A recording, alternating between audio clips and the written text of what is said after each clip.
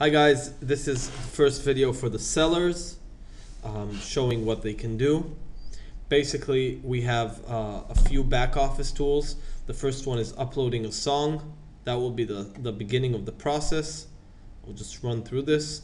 This is showing the seller, the artist, that his subscription is now over. He has 0 songs remaining and asking him to upgrade now. The subscriptions are based upon what we agreed upon. I don't remember exactly how it works.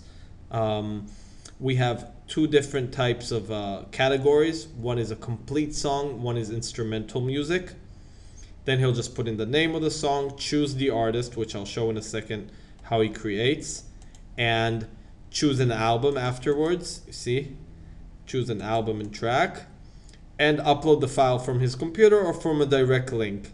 He will then agree that this is a full MP3 128 version of the song, that he owns the master and has cleared or owns the publishing, and agrees to the terms and condition.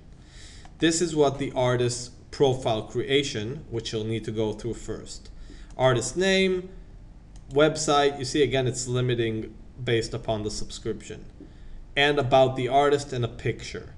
If he doesn't upload the right picture size, it will get cropped the same way the pictures got cropped in the beginning. Then when he finishes this process, the artist will appear here in the upload page. He can also create an album, which is also a simple process. Just the album name, the year of the album type, single, EP, compilation, whatever. Artist, producer, and picture. And this is all stored in the system. Upon completion of uploading a song, the artist will get to this screen. One second, I will get to it. He needs to complete kind of a uploading process. He will get to the edit song screen basically. One sec. Here we go. There are 4 processes he needs to go through to complete the activation of the song on the system. So it's not enough to upload, but he needs to add this information. Now the whole system is built on metadata. This is a very key thing for the site. So I'm going to choose my genres, acid, whatever, alternative. I can add in whatever genres I want. We just have to keep an eye that people don't add too much. The system limits them to 10. I can add in styles, moods, instruments, keywords. You see I've changed the style now. Instruments, keywords, pace, resembles artists, which is an open field, sounds like Radiohead or whatever. Lyrics, subject, vocal type, key, language, writer, composer. Okay? Then I will go on to select licenses. You must select the standard license. The standard license means making an offer, just enabling the song in the system. You will see that in Buyer Video 3, how it looks like. Then I can preview the contracts if I want, just the regular standard contracts. And I can enable the quick license, which I'll explain in a second. And I can sell my MP3 as well. I want to sell it for 0.70 cents. It's just another feature we added.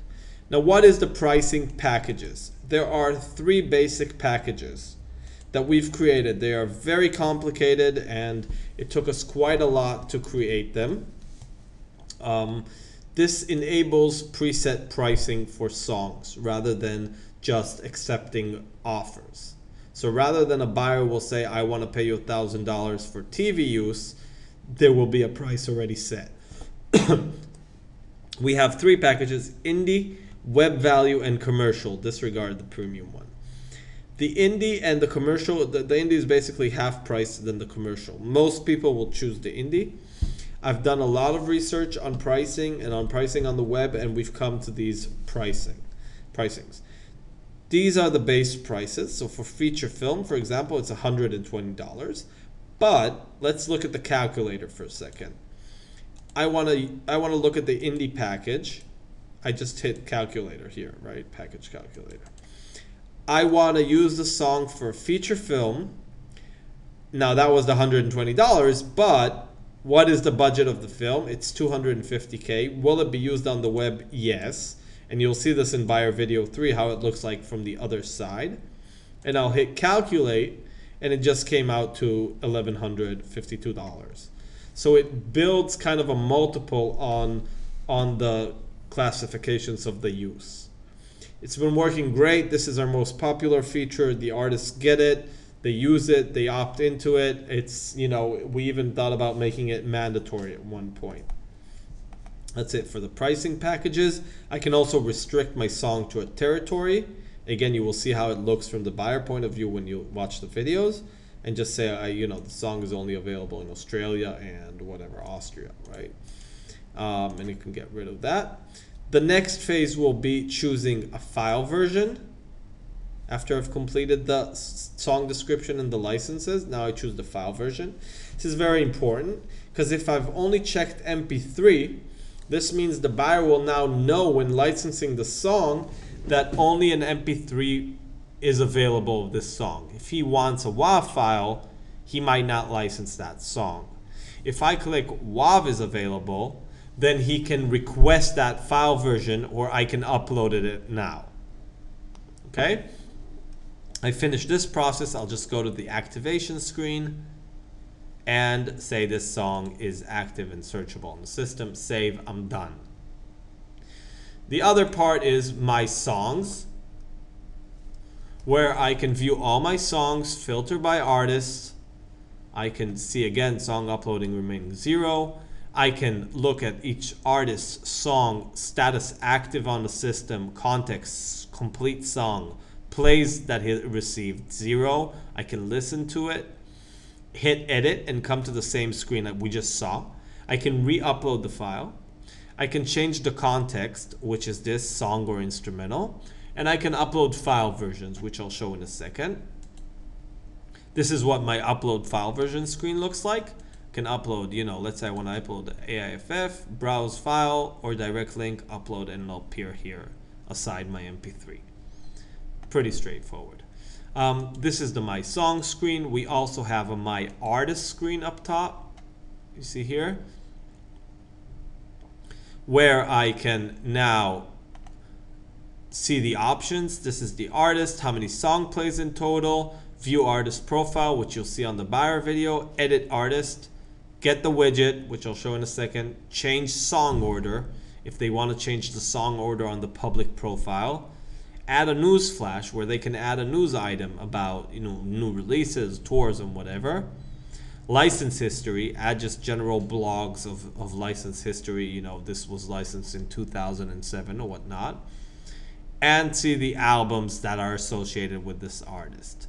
Let's look at what the widget creation tool looks like. He can just, there will be a logo here, he can just create a widget, grab an embed code and stick it in any website or MySpace or whatever. He can say, I want it for this artist, I want it in blue, I want it to be 350 width, and I want, you know, autoplay and embeddable. Update, a new player will load now. Now he can upload the code, or he can upload, you could use the embed feature, or any user can use this. This is very useful. People are, we're getting a lot of traffic to your license through this. You can just post it to Twitter, MySpace, Facebook, any other site here, and that's it. He's done.